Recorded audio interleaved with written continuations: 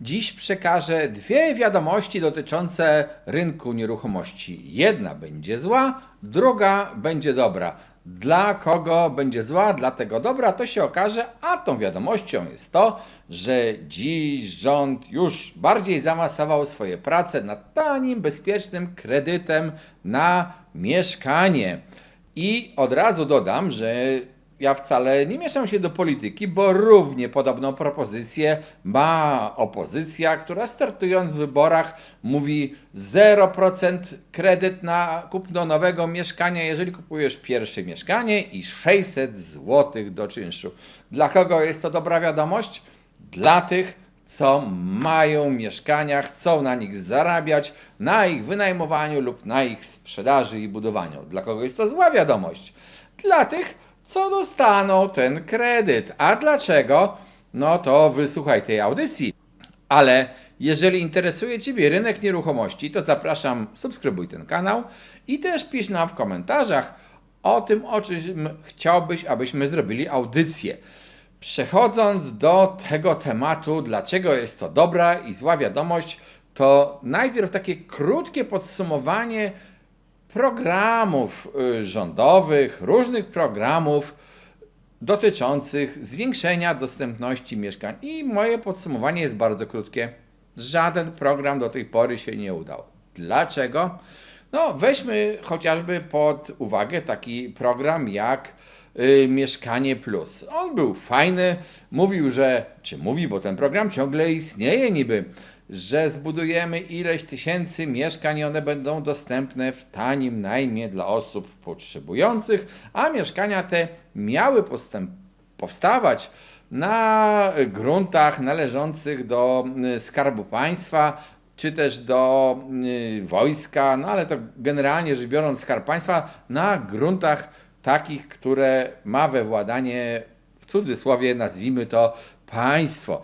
No i się okazało, po pierwsze, że te grunty nie są przekazywane tak gorliwie, jak chciałby ustawodawca. Z różnych powodów. Wstrzymywano się, na przykład Krajowy Ośrodek Wsparcia Rolnictwa i Agencja Mienia Wojskowego wstrzymywały się z przekazywaniem tych gruntów. Bardzo często ujmowano w wykazach gruntów, które można by przekazać, nieruchomości, do których były roszczenia albo były wręcz nieprzydatne do realizacji inwestycji mieszkaniowych, bo jeżeli dana instytucja ma grunt w szczerym polu, tam gdzie nikt nie chce mieszkać, no to jaki pożytek z takiej nieruchomości? Jednym słowem, żeby dalej nie rozwijać tego tematu, ten program nie sprawdził się i wiemy o tym dobrze, że się nie sprawdził. Inne programy, które były wcześniej, na przykład TBS-y, również się nie sprawdziły, dlatego że był to tak naprawdę program budowania mieszkań dla ludzi teoretycznie niemajętnych, ale mających duże dochody. To sprzeczność tkwiła w samym programie. Jedyny program, który kiedyś się w miarę sprawdził, to były ulgi podatkowe dla osób budujących mieszkania pod wynajem, ale ten program zarzucono. Ale wróćmy do tych kredytów. Dlaczego ja mówię, że to się po prostu nie sprawdzi i skończy się podwyżką cen? Zobaczycie, że dzięki tym programom, jeżeli by weszły one w życie, to ceny mieszkań oraz czynsze, jeżeli wejdą jeszcze te dopłaty do czynszy, urosną. Dlaczego? No bo mamy sytuację taką. Dzisiaj buduje się bardzo mało mieszkań. W 2022 roku stopniowo następowało zatrzymanie w rozpoczynaniu nowych budów, co oznacza, że deweloperzy widzieli, że nie budujemy dlatego, że jesteśmy niepewni kosztów, boimy się tego budowania, koszty są duże, ludzi na to nie stać, bo są wysoko oprocentowane kredyty, ludzie mają niską zdolność kredytową. Teraz rząd, ale też opozycja mówią tak, dobrze, to sypnijmy te pieniądze ludziom, którzy potrzebują mieszkań. Przepraszam, po pierwsze, co to znaczy sypnijmy pieniądze? Czy rząd obecny albo rząd przyszły, jeżeli do władzy dojdzie opozycja, ma jakieś własne pieniądze? Ja się pytam, skąd pochodzą pieniądze, które do dyspozycji ma rząd? Te pieniądze pochodzą z Twoich podatków, z moich podatków, z jego podatków, z naszych, krótko mówiąc, podatków, z czego część z nas ma mieszkania, część z nas potrzebuje tych mieszkań, ale będziemy się składali z tych podatków na dopłaty do tych kredytów. No i teraz mamy sytuację taką. Budownictwo jest mało się buduje. I teraz nagle mówimy, dobrze, to my rzucamy na ten rynek, dopychamy pieniądze, dajemy pieniądze osobom, które szukają mieszkań. Co robi deweloper? Deweloper sobie siedzi i patrzy.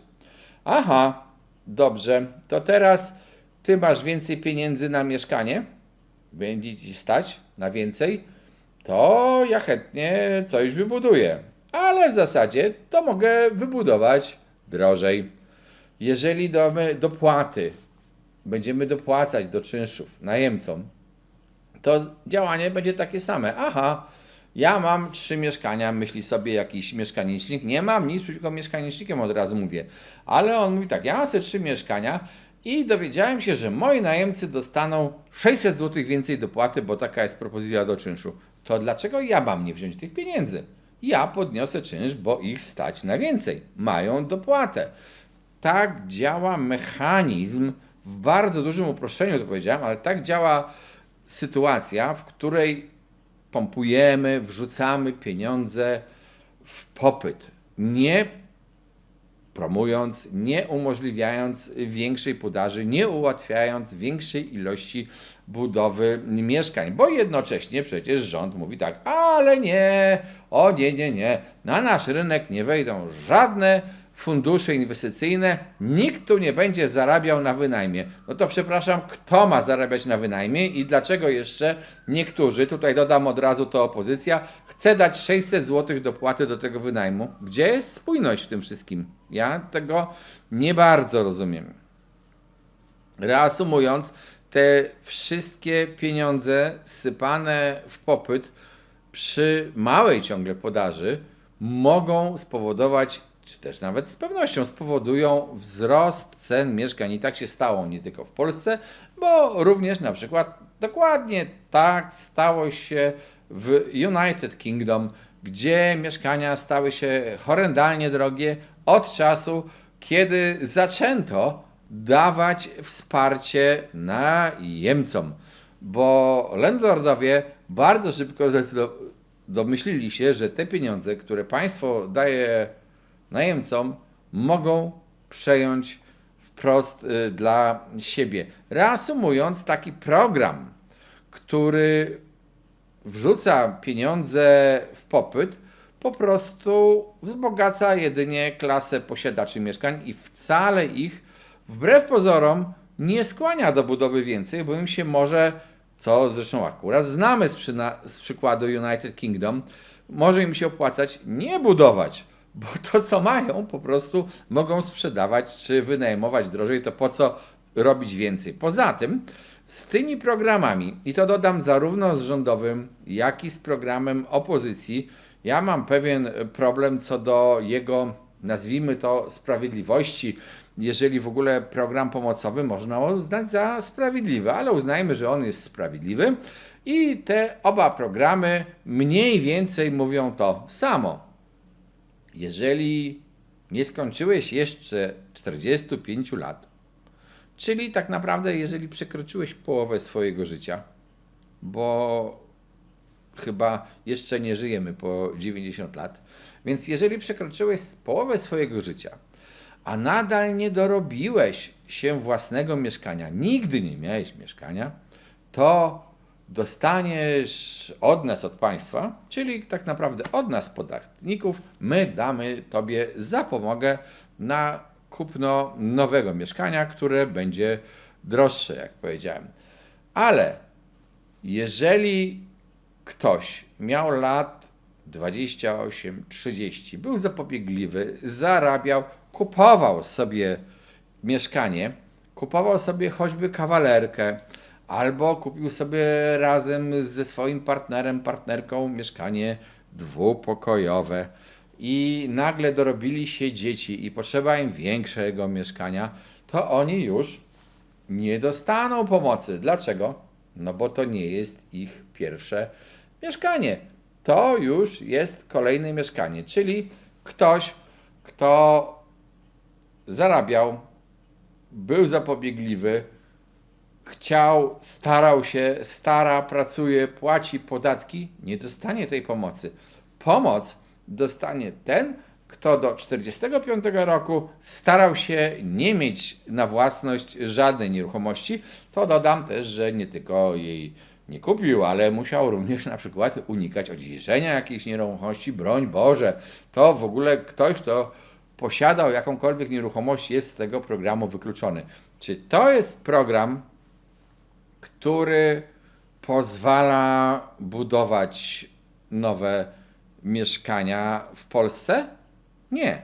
To jest program, który ułatwia niektórym ludziom kupowanie nowych mieszkań, czyli tych, którzy te mieszkania budują, lub w tej propozycji, która dotyczy dopłat do wynajmu, czyli tych, którzy chcą nająć te mieszkania, po prostu sprowadza się do tego, że zarówno budujący, jak i wynajmujący może spodziewać się większych przychodów. Dlatego ta właśnie informacja o tym, że rząd dziś przyjął ten program, znaczy rząd przyjął program, to jeszcze musi przejść przez Sejm oczywiście, ale ta informacja jest dobra i zła. Zła dla tych, którzy potrzebują kupić mieszkań, bo nawet jeżeli dostaniesz ten kredyt, ten taki kredyt z dopłatą, to z dużym prawdopodobieństwem mieszkanie, które będziesz kupować, będzie po prostu droższe.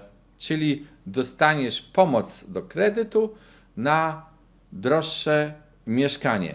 Dla tych zaś, którzy są posiadaczami mieszkań, które chcą wynajmować albo które chcą sprzedać, jest to wiadomość dobra. Jeżeli interesuje Ciebie rynek nieruchomości, subskrybuj nasz kanał, pisz nam w komentarzach, o czym chcesz, żebyśmy robili kolejne audycje.